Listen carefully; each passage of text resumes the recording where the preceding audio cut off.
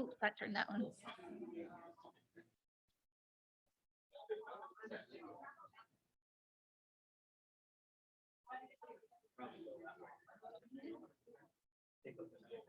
Yeah.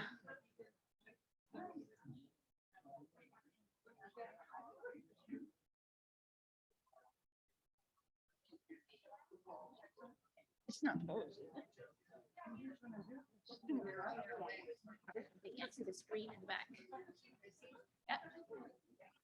Oh, good.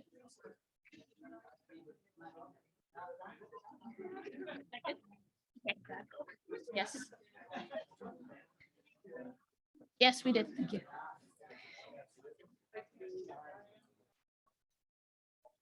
All right, everyone, we're going to get started again.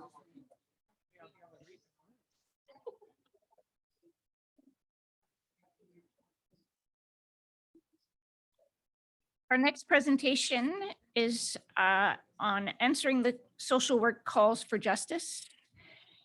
Jennifer Chuckry is going to be presenting for us. Welcome, Jennifer.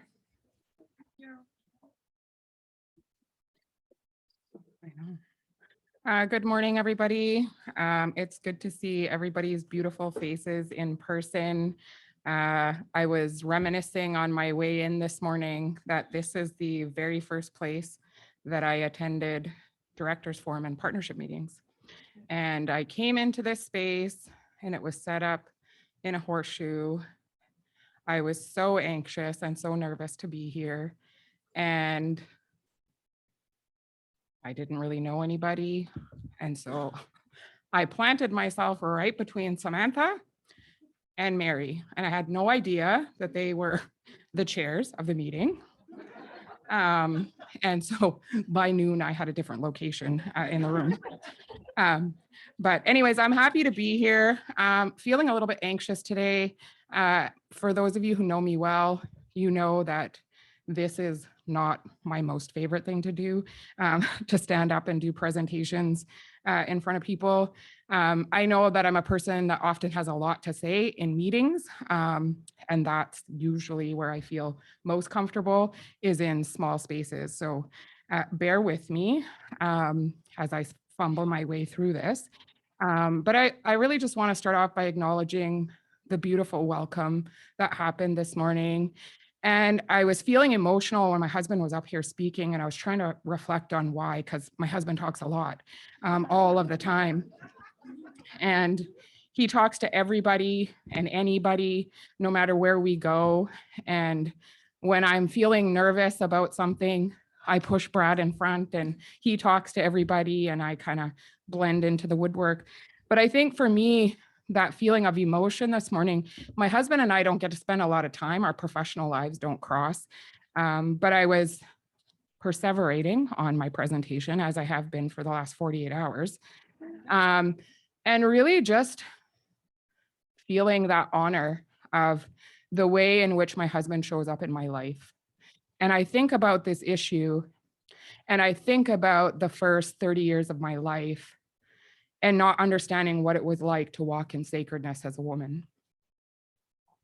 My husband is the first person, the first male in my life who taught me what it was like to be honored as a sacred being, as a woman, as a life giver. And so I feel like that's where my emotion was coming from this morning. And I just really want to honor that. I want to honor that because over the years, I've also had many women say to me, "You're so blessed. You got one of the good ones." And so then it leaves me in this place of wondering what home life looks for them. And so I just really honor you for who you are as such a beautiful person and how you walk in the world and in our communities. So I'm here to talk about the murdered and missing Indigenous women and girls work, the steering committee work that's been happening on behalf of the Indigenous Child and Family Service Directors. And I really just want to start off by acknowledging that our creation stories, our beautiful creation stories, tell us that our people have been here since the beginning of time. And that we honor that history, the teachings of our ancestors, and our beautiful ceremonial ways that have always sustained us and kept us alive. And since that beginning of time, our women were held as sacred in our communities. Our roles were critical, and our people knew that. We were the keepers of our homes, the bringers of medicine, and we played a vital role in how decisions were made amongst our people. And what we know is that colonization has directed its violence mostly at our women and our children since its imposition in our communities. We know currently, from what the data reflects, that more than 4,000 of our beautiful sacred women have been murdered or remain missing across this country. What we also know is that with more than 500 years of this history behind murdered and missing Indigenous women and girls in this country, it's time for action. And so talking about the current crisis, so what we know is that colonial violence continues to manifest today, including in the alarmingly high numbers of murders, disappearances, and assaults against our women, our girls, and our 2S LGBTQIA+ people. Another is the overrepresentation of Indigenous children in the child welfare system. These two crises are deeply interconnected. The issue of murdered and missing Indigenous women and girls is not a women's issue. Most of our women lose their lives at the hands of men, and I think we have to name that and honor that. This is the time in where we're at in society today, where we need our men to take a stand and to make a commitment to heal themselves. Traditionally, our men were charged with the responsibility of protecting our women, our children, and our communities. When I think about the way in which my people came together to sit in circle and to learn from each other, of course, I'm a prairie person. Our men always sat on the outside of our home, and they sat there in case our villages were raided, and they were able to be the first ones out, and our children and women wouldn't be targeted from the outside. We need our men to reaffirm those roles. We also need to create space at the table for them. I shared in our steering committee recently, surrounded by Cedar, was involved in some work around organizing a walk in honor of National Red Dress Day. That walk we named Our Women Are Sacred. And time again, as we were out in community asking for speakers, as we approached our men, what we heard back from them was, no, you need to ask women to do that, which was concerning. And then I think the biggest representation for us was at the end of the day. We spent the day in the pouring rain, and people were wet and cold. And at the end, we came together as women in a circle, a great big circle, to share an honoring song. And when we sing that song in the way it was taught to us, our men gather around the outside and dance, right? And it's that symbolization of protection, that symbolization of the medicine, of the sacredness of women. And so we had this huge circle of women singing, and we only had maybe 10 men. They couldn't even wrap the entire circle. That's how few men we had standing with us.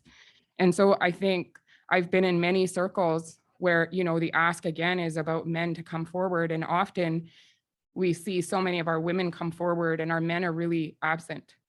And I just want also to preface this and say, this isn't about slamming our men.